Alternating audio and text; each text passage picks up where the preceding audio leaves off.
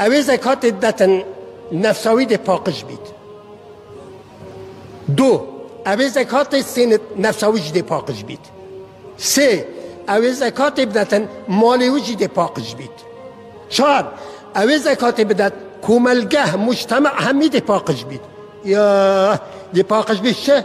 ده پاکش بیش گناه ها، ده پاکش بیش پیساتیه، ده پاکش بتنش نفیانی، ده پاکش بتنش حقده، ده پاکش بیش نمیماتیه، ده پاکش بتنش حقد و کراهیت دلیدا، ده پاکش بتن. یا خلاص بمعنى كسنما ومانا يعني مجتمع همي پاکش بو، او الدت او استينت او مال او كمالجا همي. يعني أفنا قلتنا ممروفانا وإنما أفا قلتنا شرعيا.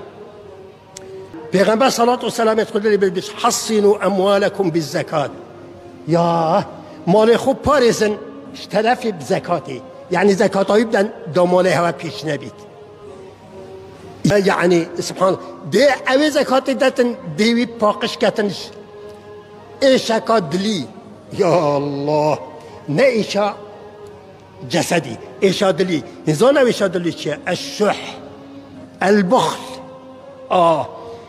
زكاة دي خداني خو پاقش كتن قلصاتيه، شرزالاتيه، بخيلاتيه، شح